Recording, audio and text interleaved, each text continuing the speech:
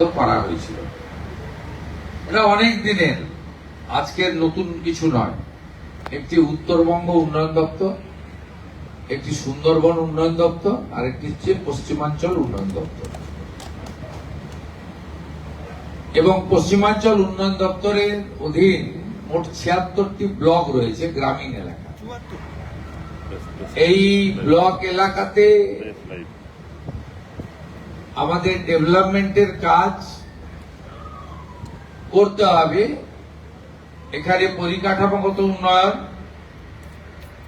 সামাজিক ক্ষেত্রে উন্নয়ন, জীবন জীবিকার মান উন্নয়ন এবং বিশেষ করে এই এলাকাতে তফসিলি জাতি, উপজাতি, কুর্মী, বাউরি সহ সমস্ত মানুষকে, যারা আমাদের, আমি মনে করি যারা মূলবাসী, তাদের ডেভেলপমেন্টের জন্য আমাদের বিশেষ বিশেষ নজর দেওয়া উচিত।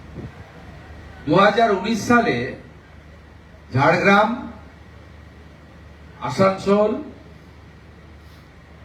বর্ধমান, দুর্গাপুর, বাঁকুড়া, বিষ্ণুপুর, পুরুলিয়া, মেদিনীপুর আসন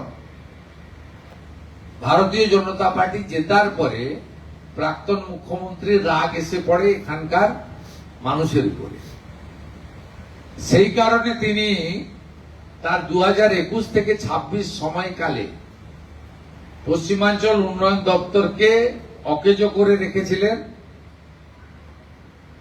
উন্নয়ন থেকে বঞ্চিত করে রেখেছিলেন। বীরভূমকে, পশ্চিম বর্ধমানকে, বাঁকুড়া, পুরুলিয়া, ঝাড়গ্রাম, পশ্চিম মেদিনীপুরকে, পূর্ব বর্ধমানের বীরভূম লাগোয়া অংশকে। স্বাভাবিকভাবে এবারে যখন সরকার তৈরি হলো, আমার কেন্দ্রীয় নেতৃত্বরা বললেন যে মুখ্যমন্ত্রীর পুলিশ দপ্তর ইত্যাদি ইত্যাদি বড় বড় দপ্তর তো থাকবেই,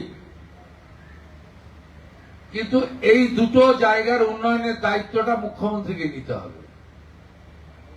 একটা হচ্ছে সুন্দরবন, আর একটা হচ্ছে পশ্চিমাঞ্চল। তাই আমার যে কটা দপ্তর, আমি যে কটা দপ্তরের মন্ত্রী, তার মধ্যে পশ্চিমাঞ্চল উন্নয়ন দপ্তরও পড়ে। আমি আজকে এই এলাকার সম্মানীয়া বিধায়কবৃন্দ, আমার সমস্ত সহকর্মী মন্ত্রীবৃন্দ, এই এলাকা থেকে যারা ক্যাবিনেটে আছেন, MIC, MOS,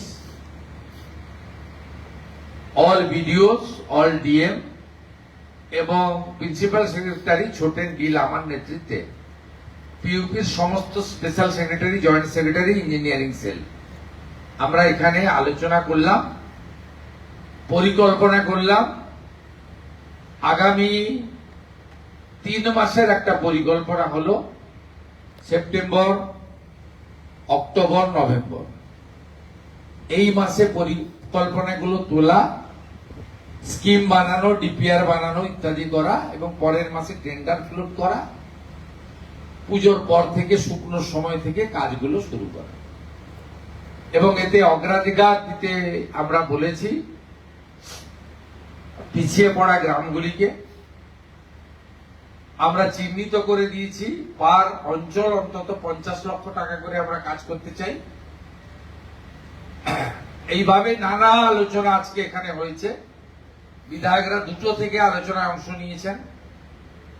আমি যেহেতু আকাশপথে আসতে পারিনি, আমার 2 ঘন্টা লেট হয়েছে এখানে আসতে, 4:15-তে আমি এসেছিলাম। আমিও এনাদের সঙ্গে কিছুটা বক্তব্য, কিছুটা ইন্টারেকশন, কিছুটা ইন্টারভেনশন, কিছুটা পাওয়ার পয়েন্ট প্রেজেন্টেশনের মাধ্যমে আলোচনা করে আমরা একটা রোডম্যাপ বানিয়েছি। পশ্চিমাঞ্চলের লোক শুনলে ক্রোধান্বিত হবেন। বিগত দিনে যিনি মুখ্যমন্ত্রী ছিলেন, প্রাক্তন, তিনি গত অর্থবর্ষে মাত্র 20 কোটি টাকা বরাদ্দ করেছিলেন, 6 কোটি টাকার কাজ হয়েছে।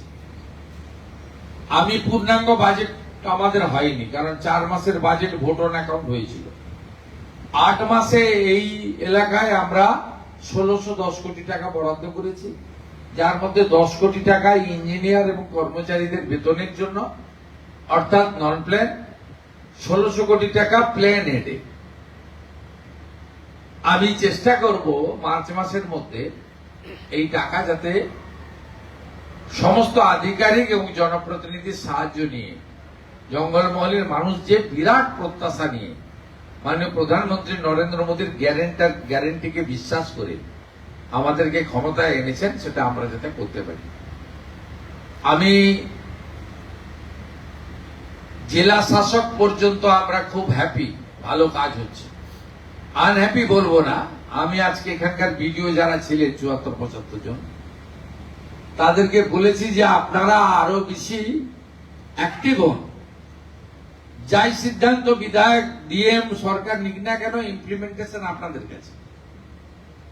আপনাদের লেভেলে আমার মনে হয় কিছু কিছু মানুষের এখনো জড়তা কাটেনি।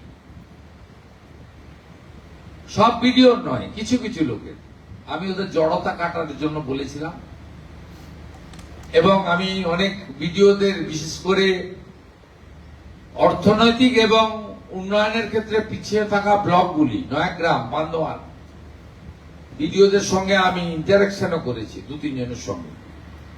আমি তাদেরকে বলেছি যে পিউপির কাজ করতে হবে, টাকা খরচ করতে হবে, আর 6টা প্রজেক্ট, ফ্ল্যাগশিপ প্রজেক্ট প্রকৃত প্রাপকদের কাছে যেন যায়।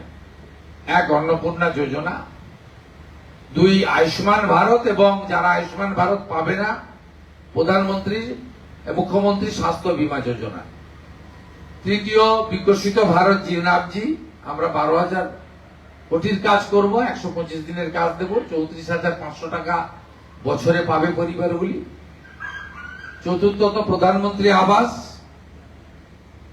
25 লক্ষ বাড়ির নাম নথিভুক্ত হয়েছে, আরো যদি থাকে চিহ্নিত করে দিন, সবাইকে বাড়ি দেব। তার সঙ্গে প্রধানমন্ত্রী সূর্য ঘর, রাজ্যে মাত্র 4,500 বাড়িতে এখন অব্দি এই ঘর, সূর্য ঘরে আলো লাগাতে আমরা পেরেছি। আমাদের ভারত সরকার 1 লাখ টার্গেট দিয়েছে, আমরা 5 লক্ষ করতে চাই। সে বিষয়ে আলোচনা হয়েছে। নল আছে, জল নাই। জল জীবন মিশনের কাজকে সম্পূর্ণ করতে গেলে প্রয়োজন হলে পিউপির টাকা লাগিয়ে নল আর জলের মধ্যে যে মাঝখানে যে চুরিটা হয়ে গেছে, চুরি তো হয়ে গেছে, তার জন্য অন্য ব্যবস্থা আছে, কিন্তু জলটা যাতে মানুষ পায় তার ব্যবস্থা নেওয়ার জন্য আমরা সব দিক থেকে একটা বহুমুখী এখানে উন্নয়নের কথা বলে গেলাম। আর ঝাড়গ্রামে পিউপির অফিস নেই, চালু করতে বলেছি। বোলপুরের বীরভূমের অফিস চালু রেখেও সিউড়িতে জেলা পরিষদে আরেকটা ক্যাম্প অফিস চালু করতে বলেছি। এরকম নানা ছোট ছোট বিষয়ে উঠে এসেছে, সেগুলো আমরা সমাধান করেছি। কিছু ইঞ্জিনিয়ার আমরা দিয়েছি পশ্চিমাঞ্চল উন্নয়ন পর্ষদ। আর অগ্রাধিকারের মধ্যে আইসিডিএস সেন্টার, প্রাইমারি স্কুল, সব স্কুলে লেডিস এবং মেল ফিমেল টয়লেট, ডাইনিং সহ কিচেন, সমস্ত বীরভূম থেকে শুরু করে এই এলাকা ভীষণ গরম হয়, সব স্কুলে ফ্যান দেওয়ার বিষয়ের কথা বলেছি, ডাইরেকশন দিয়েছি। আর বীরভূমে পাথর চলছে কিনা জিজ্ঞেস করলাম, বলো না বন্ধ হয়েছে। পুরুলিয়াকে জিজ্ঞেস করলাম কয়লা চলছে কিনা, বলছে না কয়লা বন্ধ হয়েছে। পশ্চিম বর্ধমানকে জিজ্ঞেস করলাম কয়লা বালি লুট হচ্ছে কিনা, বলো বন্ধ হয়েছে। ঝাড়গ্রামকে জিজ্ঞেস করলাম, মেদিনীপুরকে জিজ্ঞেস করলাম দলে দলে গোমাতাকে হাঁটিয়ে নিয়ে যাচ্ছে কিনা, বললো না না গোমাতাদের আর রাস্তায় হাঁটাতে দেখা যাচ্ছে না। এই কিছু অভিজ্ঞতাও শেয়ার করলাম। মুখ্যমন্ত্রীকে নামতে হয় নিচে, তো নেমে করতে হয়। আজকে বিপ্লবী ক্ষুদিরাম বসুর আত্মবলিদান দিবস, এই পূর্ণ দিনে কেশপুরের মহবনীতে তাকে প্রণাম করে পশ্চিমাঞ্চলের উন্নয়নের শপথ নিয়ে এখন আমি প্রস্থান করছি। ছেঁদা পাথর নিয়ে কিছু ভাবলেন? 20,000 নিয়োগ হচ্ছে পিএসসিতে। আপনাদের নির্বাচন পূর্ববর্তী ক্ষেত্রে ছিল যে স্বচ্ছ নিয়োগ করা হবে, এবার কি আপনারা সেই যে বিষয়টা সেটা কি শুরু করলেন? পিএসসি চেয়ারম্যান অনিল বার্মার নামটা শুনে কি মনে হচ্ছে যে দুর্নীতি করার সুযোগ আর কেউ পাবে? এসএসসি কে রাজনীতি মুক্তকরণ করে দূষণ নারিয়ালাকে চেয়ারম্যান করার মধ্য দিয়ে কি বার্তা আমরা দিয়েছি? তাদেরকে অটোনমি দেওয়া হয়েছে। পিএসসি, এসএসসি তারা যা প্রেস কনফারেন্স করেছেন এটা গভর্নমেন্টের কাজ। আমাদের কি কাজ? রিক্রুটমেন্টের আমাদের তিনটে কাজ।